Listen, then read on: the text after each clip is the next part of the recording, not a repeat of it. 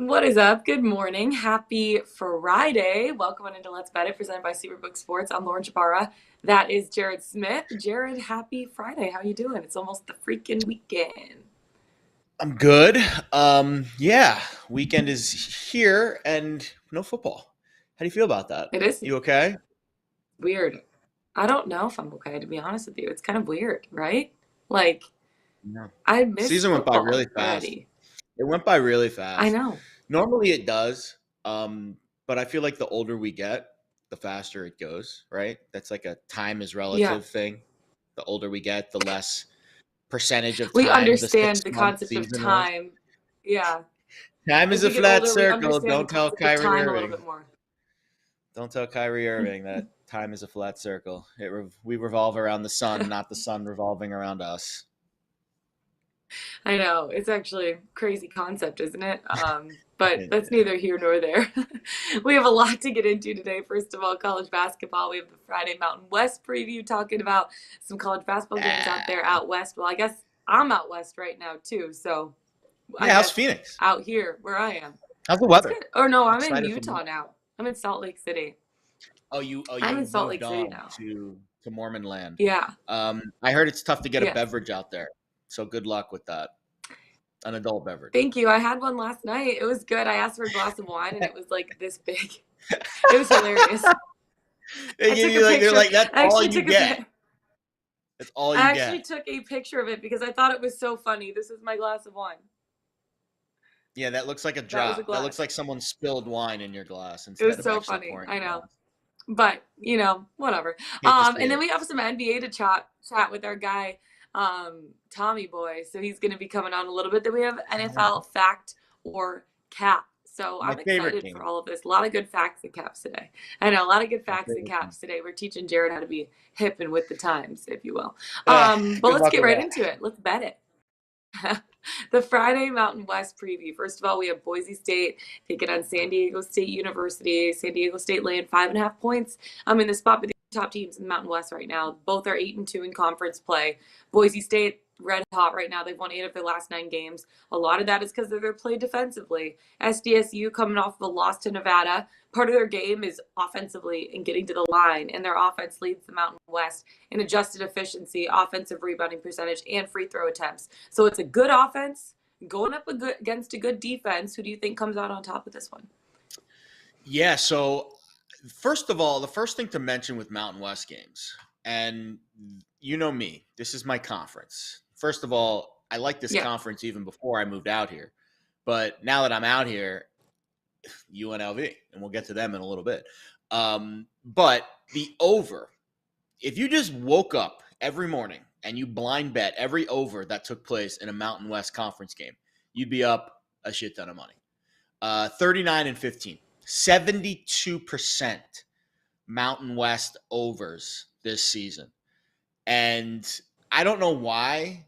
I can't explain it. It's Yeah. not a conference I would say in my mind is an over conference. I think it's a bit of a mix. Mm. I think you have teams in this conference that play very different styles. That's why I like handicapping the conference to begin with, is you get a lot of different matchups on varying nights, offensive team versus defensive team, et cetera, et cetera. And a lot of times that leads to a pretty good handicap and a pretty good game and sometimes some pretty favorable betting lines. So that is one Yeah. of the reasons that I've always traditionally loved betting this conference. But for some reason this year, the overs are hopping. And tonight we get two teams in this game that are kind of the opposite. Boise State's actually one of the few teams in the conference that is an under team. They're 12-10 to the under this year. San Diego State Mm. 13-8 to the over. Now, the total here has gone up pretty dramatically. Over the last 12 hours since the line dropped. I saw 133.5 as the opener, and it's gone up about a point and a half since then. It's kind of hit 136 and then dipped back down a little bit. So that seems to be the dividing line. But I'll be honest, I was a little surprised San Diego State was laying such a big number because my number, Ken Palm's Yeah. number, has this game at 3. So at 5.5, 6, I think it's fair to say you're getting a little love with Boise State. But I'll be honest, it feels a little Fisherino because I like the home teams most nights in conference play. I always start with the home team as the Hmm. handicap, and then I kind of branch out from there. And when I look at San Diego State, they're coming off that loss to Nevada. I like them against Nevada. But again, home team, Nevada just took care of business, won by 9. What wasn't really pushed by a really good San Diego State offense basically that entire game. And I could see San Diego State bouncing back in a big way in this spot because, listen, winning on the road in this conference is really tough to do. And because my number is significantly off from what the actual numbers are, and we haven't seen any buyback from that number of 6 yet, I kind of think San Diego State's the right side. I don't think it has any betting value, frankly. I think it's probably a stay away for me. I think the one bet in this game I would make is probably the over. I think you bet the over in every Mountain West game, Hmm. you're probably going to be better off. So, great game. I'll be watching it very intently. I don't think it has a ton of betting value. Slight lean, though, to the over. Okay, I like it. This may or may not be my play of the day, and I'm not giving out what part I'm betting yet, so I'll save that till the end of the show.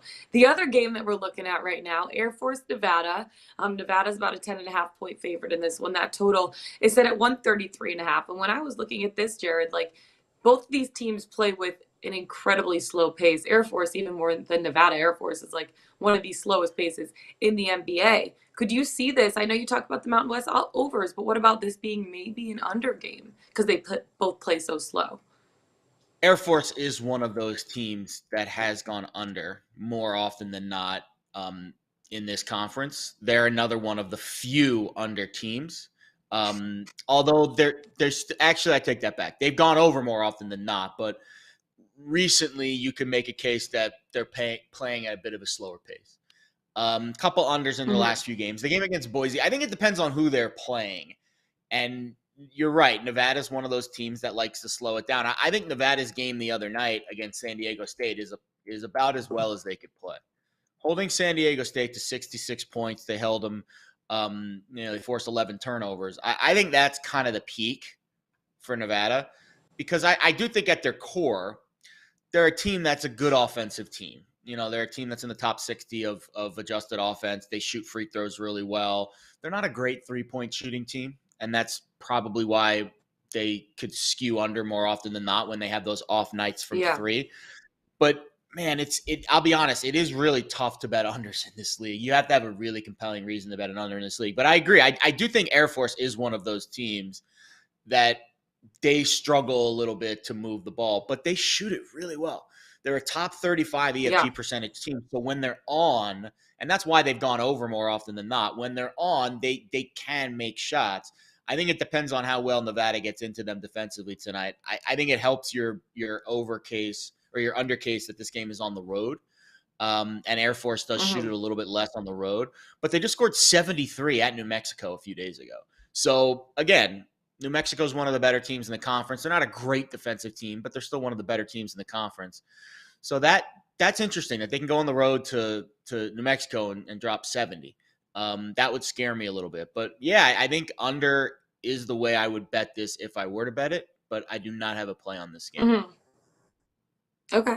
We'll move on from college basketball. I know we're going to talk NBA in a second with our guy Tom Byrne, but before we bring him in, our favorite game on the show, fact This is my or favorite cap, game. and this is NFL edition. First of all, Derek Carr might be one of the funniest dudes ever. Did you see his interview? I think it was with Kyle I did. Clark, and they're like, "Did you ever get hot in Las Vegas?" And he goes, "No, that's probably why I'm going elsewhere." And that was just funny. Like I love a good self-deprecating joke. I love good self-deprecating He's humor. being real. Factor cap. What did we say Yeah, yesterday being about real. Aaron Rodgers and Tom Brady? I mean, he's being real. Like that was real. I love it. Yeah. Raw. Um, Factor cap. Derek Carr won't be traded, but rather cut by the Raiders. Mm. Well, I did read recently that he's not going to extend. He has a clause in his contract that he can trigger, I believe, on the 15th. That if he triggers Mm, it, it will extend the Raiders' timeline for making a decision. I read recently he is not okay. going to trigger that contract clause, which means the Raiders have basically 2 weeks to make up their mind. I kind of think he's going to get cut and then he's going to sign wherever the hell he wants. because I don't see a trade happening in the next 2 weeks. So Yeah. yeah, I would say if he's going to get cut, then it's a fact. Yeah, it is a fact. I also agree with you on this one. I think he's going to get cut, and I think he's going to have kind of whatever he wants in terms of where he's starting next year at quarterback. We'll see how where he ends up, but I feel like Derek Carr could maybe make an impact on some of the teams around the league. What about Lamar Jackson under center? Lamar Jackson ends up back in Baltimore. Is that a fact or is that a cap? Yeah, sorry. I wanted to clarify this. This is from a NFL.com article. Derek Carr has no plans to extend the February Okay. 15th deadline in his contract that triggers a $40 million guarantee to help facilitate a trade. I don't think that'll be best for me. Yeah, he's getting cut. That's a fact. Okay, sorry. Next, now that we got that out of the way, Lamar Jackson stays in Baltimore. Thank God that we have that clarification. Well, I mean, I feel uplifted by Derek Carr's realness and rawness last night that I wanted to make sure we got his story straight on our show. Totally. I saw Mina Kimes post a tweet that had him in with the Jets. It was like a joke. It was like a TikTok. Oh, wow. She's like, I need to stir. She's like, I haven't had any drama lately. Let's stir something up. And she posted like a picture of Lamar Jackson in a Jets uniform. And like the tweet was like, do it, Jets. I'd be curious. I'll be honest. That would be an interesting move. I don't think it'll happen, but that would definitely stir the pot. Man, this is tough. I don't think he does, to be perfectly honest with you. I really don't. Wow. So I'm gonna say this is a cap. I think he's gone. Okay. But I don't have a lot of clarity on this. Breaking news. I don't have clarity on this situation. Breaking news right here. Let's bet it. It's a guess. Yeah, this is a guess, guys. Yeah. This is me guessing. If you think that I have this sharp info about where these guys are going and what's inside of their heads, this is just me conjecturing. I really have no freaking idea. Yeah. And I don't claim to know. Yeah, let's take it out to the 49ers because Kyle Shanahan said there's no world in which Jimmy Garoppolo is on the team next year. So Jimmy Garoppolo is the Panthers' starting quarterback next year. Fact or cap? I don't hate that, actually. I heard a very interesting case to be made for him going to Houston yesterday because of, that could be interesting too. Yeah, well, D'Amico Ryans, right? With D'Amico, yeah. And also they're going to draft a quarterback, obviously. But I think it's pretty fair to say that the quarterbacks in this year's draft are not day one ready starters. And so if one of them did get drafted by a team like the Texans, you would imagine you would want some kind of a buffer there from the first year. I know I'm going off on a tangent. This has nothing to do with the Panthers, but I'm just trying to come up with another team because I don't see Carolina being a team that makes that kind of move for a quarterback. I don't know. I would say this is a cap. This doesn't pass my smell test. Okay. What do you think? Cap. So we'll see where Jimmy Garoppolo ends up next season. Maybe not. Maybe the Panthers. Maybe not. Last but not least, Lou Anarumo will be the Cardinals head coach next season. Fact or cap? He did go for an interview. I know that. Yeah, I know. I feel like I feel like the way they were at, like, the answers and you're like waiting for me to respond. No, I don't. I'm just trying to make it seem like I do. Looking at the card, like I'm gonna judge Jared based off of his response here. Yeah, that's true. I think Anarumo deserves a head coaching job, but we don't always get what we deserve in life. Unfortunately, that is not the case. And I'll be honest, I think there's also a lot of unfinished business in Cincinnati. If I was Lou and I wanted to win a Super Bowl, I wouldn't go to Arizona. They've got a lot of work to do. No, Arizona's like a broken. Arizona's a broken. Yeah, it's broken. Arizona's got broken personnel. It's a broken culture. Kingsbury ran that team into the ground. Kyler Murray hates everybody. He's playing video games. Like, I don't like the culture there. Now, Lou's a guy I think that can turn the culture around, but that's a project. It depends on how much pride Lou has about wanting to be a head coach. See, again, I don't know this about him personally. If he's one of those guys, some guys don't want to be a head coach, and that's totally fair.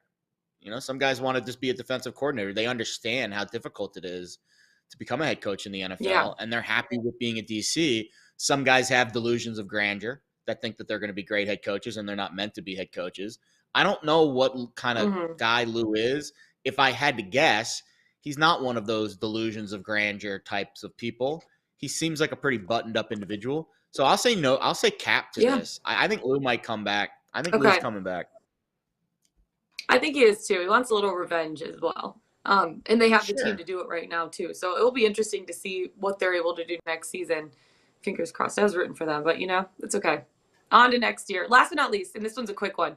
Jeff Saturday gets the full-time head coaching job with the Indianapolis Colts. Factor cap. I think that's a fact. I know that's crazy. Give him a chance. I think that's a fact. Give him a chance for the start of the season. Yeah. I mean, he had plenty of chances. He went 1-7, and the one win was against the Raiders. He needs a quarterback. He needs a quarterback. He needs a lot of things. Who's playing quarterback next year? Do you think they're going to magically rub their two fingers together and get a quarterback? Like, they don't grow on trees last time I checked. Like, I think he's already out there right now, though. There are quite a few of them. You think Jim Irsay's going to go convince Jimmy Garoppolo to come to the Colts? That'd be interesting. Ooh, that would be the ultimate switch up, but why not? I mean, I'm here for it. It would be. Jimmy G back and better than ever. Let's take it from factor cap and get into more of the facts with the NBA right now, bringing our guy Tom Byrne. You can follow him on Twitter at @1TomByrne, host of Mad Dog Sports Radio tonight, Wednesday through Saturday, and Point After on NFL Saturday and Sunday. Tom, hi, happy Friday. How are you? I'm doing well. Thanks for squeezing in a little NBA. Believe me, I know it's all NFL this time of year. It's crazy, but too much NFL. It could be all NFL, but I work for the Atlanta Hawks too. So we're actually out in Salt Lake City right now. We have a game against Utah Jazz tonight, so I'm excited. Game 53 of the season, it's heating up. The postseason race is heating up right now. Do you think, Tom, at this point of the season, game 53, 54, that the Sixers are a legit threat to win the NBA Finals right now? Absolutely. Without question. It's kind of interesting, guys, because over the last few years, there's been so much drama around this team. They're always in the headlines. This year, people are sleeping on them. And I understand it. James Harden, again, bad last year when they needed him in a big spot. Looked like a different player, right? Embiid's never healthy when you need him. Great player. But he's always dealing with something. Broken face, torn MCL, torn ligament in the hand. He plays through it, but it's impossible to be your best version if you're always dealing with an injury. This year, despite missing Harden for a month, despite missing Embiid for about 3 weeks worth of time, despite missing Maxey for 20-plus games, they're right in the mix 3 games out. I mean, this team has been phenomenal.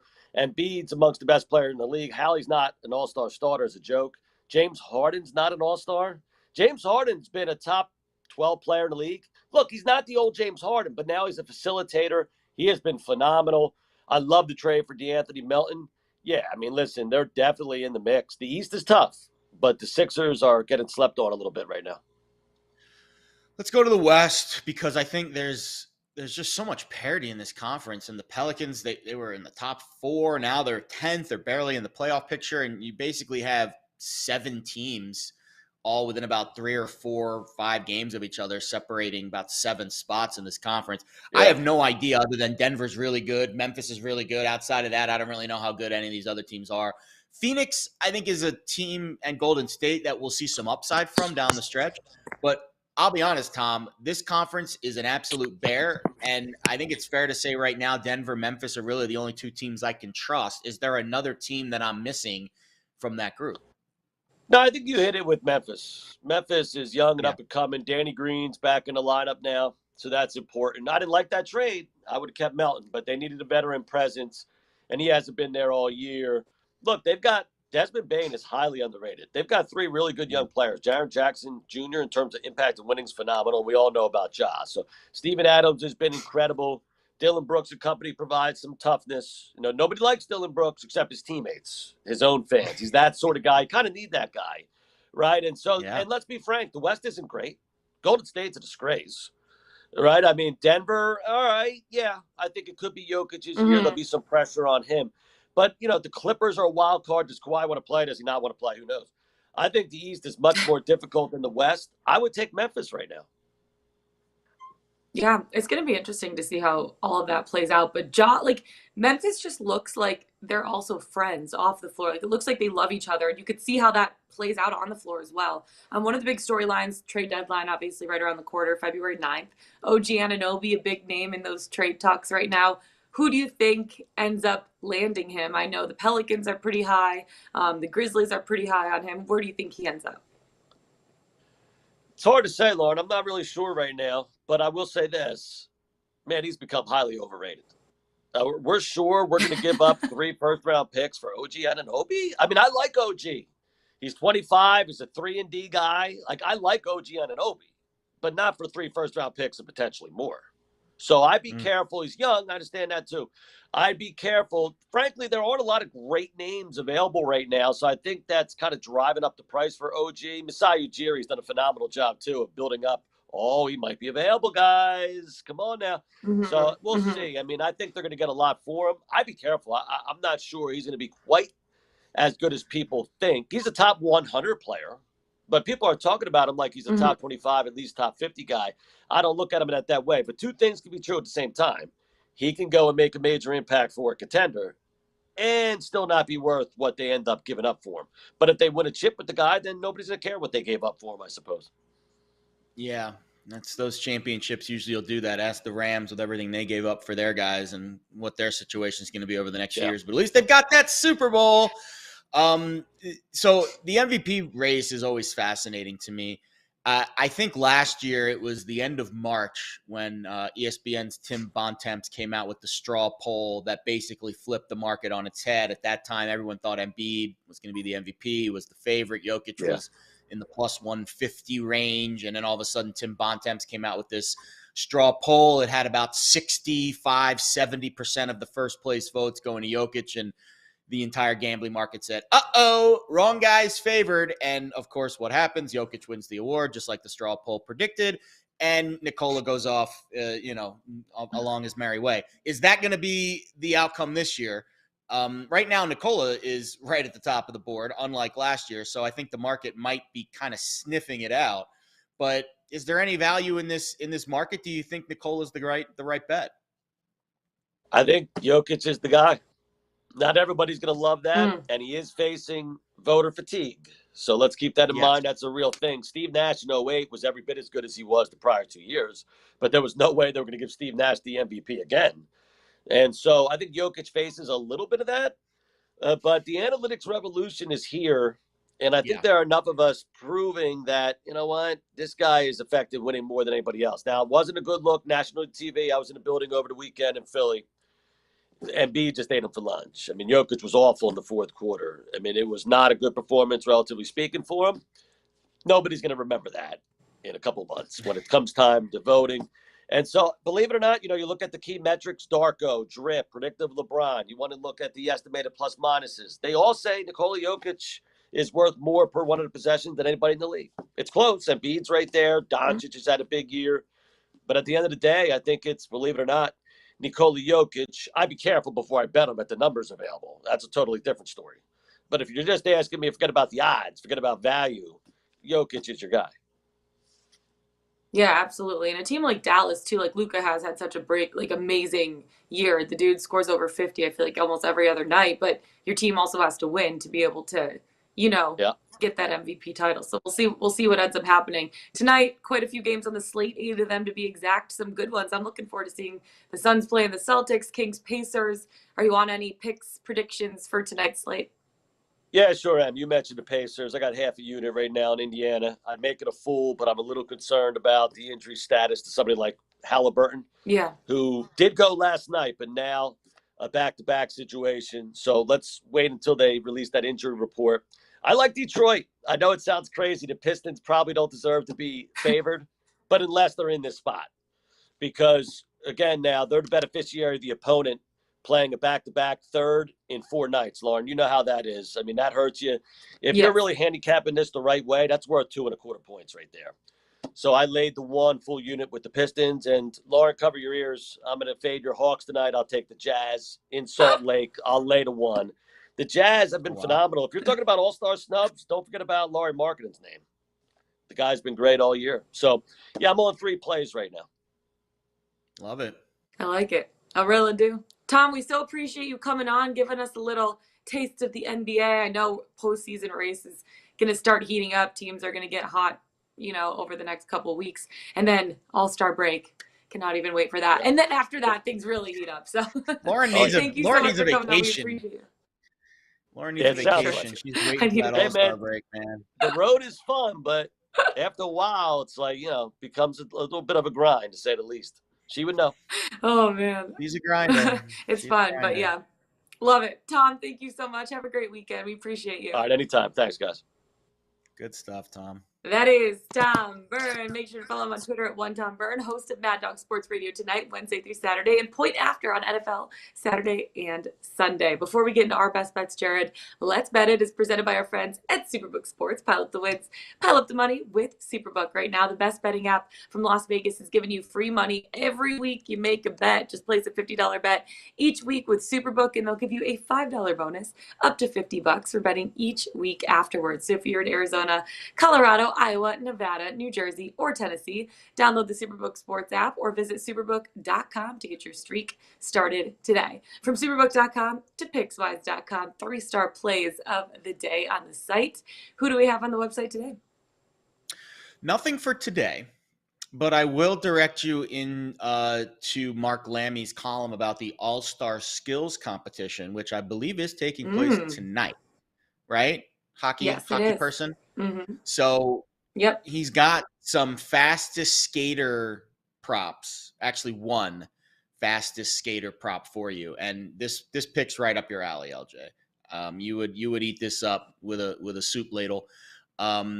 So get on board with that, and then there's some the usual parlay fodder for you as well. And then Liam Flynn does have a bet tomorrow for Tottenham Man City. But again, nothing for tonight in the 3-star range. Friday nights can be tough. There's a mega parlay in there from the NBA. And again, like I said, the NHL skills competition prop bet from Mark Lammy. But for the most part, it is all weekend stuff. But still lots of fun for you to get involved with.